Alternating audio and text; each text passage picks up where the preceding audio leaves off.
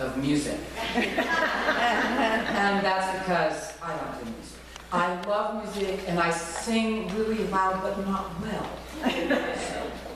I'm going to read at least 2 poems today, possibly 3. We'll see how the time goes. And the first one is actually a poem by Bud Olson. And I asked Marty today, how do I refer to your husband?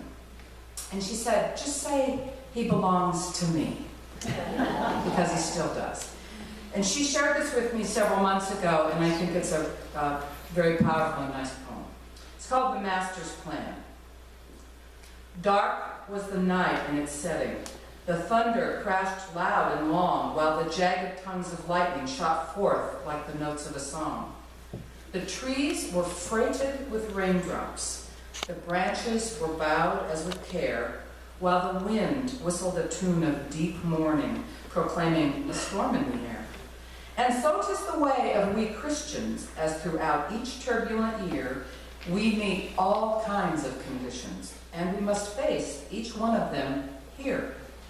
There are times when the clouds seem to gather, and the skies of our lives seem so dark, till we cry out in fear to the Master, and he reaches to steady our bark. Then there are times when the joy bubbles over, for our cups it cannot contain.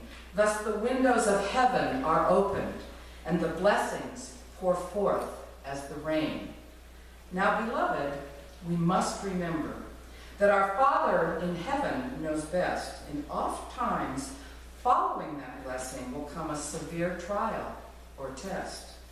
But God has a purpose, my brethren, in molding and rending the clay, for the dross must be left in the furnace, and the vessel be shaped in his way. I was looking for a poem that I think I remember by Maya Angelou, one of the great voices, the great musical voices of our generation, of our time, who died this year. But I couldn't find it, so instead I went completely a different direction, and we're having a little cowboy poetry.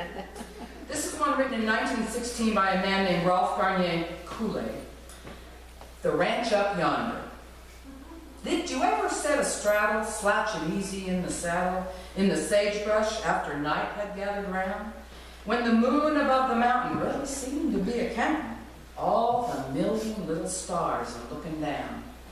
Did you ever stop and ponder that among that bunch up yonder, not a star was ever known to jump the fence? Well, the thought, it got me going, and it kept it growing, and I felt a little different ever since. That there foreman way up yonder, he must surely be a wonder, for to keep him from stampeding far away. But any night you're gazing, you can see them all a-grazing in the same old place in just the same old way. And somehow I can't help thinking, as I watch them all a-blinking, that a guy that thinks he's wise and some to spare maybe help to punching cattle, but he'd fight a sorry battle with that foreman that's a-running things up there. We're going to do all of them.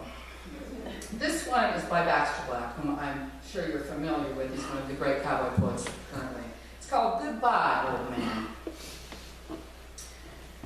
Somewhere deep in the old man's eyes, a memory took hold.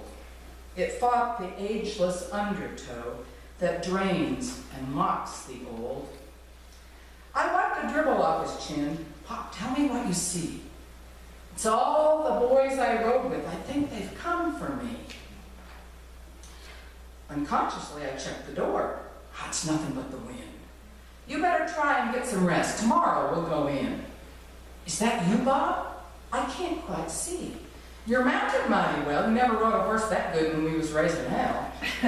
Lie down, old man. There's no one here. No way that looks like Clyde. He helped me put old Blue to sleep. Well, hell, he even cried. Now, don't forget to check the salt. Them cows will drift back down. I'll be damned, there's Augustine. He's worked here on the ground. When I hired on to Buckaroo, but, well, that's been 50 years. The old man squinched his rheumy eyes. I dabbed at his tears. The boss had told me he was old, had seen a lot of springs. I bet you if he peeled his bark, you'd count up 80 rings. We rode the last 3 summers here, together on the rim, just he and I for puncher's pay. I've learned a lot from him. But now I'm sitting by his bed, uncertain what to do. I ain't no good at nursing coots. I'm only 22. I reckon that I'm ready now. My friends are set to go. They've got me an extra mount cut out that's just for me, I know. You've got to stop this foolish talk. You shouldn't overdo. Pop, all you need's a good night's sleep. You'll be as good as new. Don't make it complicated, kid. Cut a pal some slack. The saddle on that extra horse, that's my old weathered cat. And I'm coming, Bob. I'll be right there. He winked a misty eye and tried to reach up for his hat and then died without a sigh. I'll tell you, man, it freaked me out. I dang near coming too. I never watched a person die, especially one I knew. I tried to say a little prayer, but all I knew was grace. So I just said, goodbye, man, covered up his face. I poured myself the bitter dregs and stood out on the step alone. I listened to the night, as still as death, except I thought I heard, above the coffee sloshing in my cup, that far-off, easy, pleasured sound of old friends catching up. And to close it off, I think this one follows that one beautifully. This is another cowboy poem. This was published in 1904 by a man named Sherman, Frank Sherman, and it's called A Prayer. It is my joy in life to find, at every turning of the road, the strong arm of a comrade kind to help me onward with my load. And since I have no gold to give, and love alone must make amends, my only prayer is while I live, God, make me worthy of my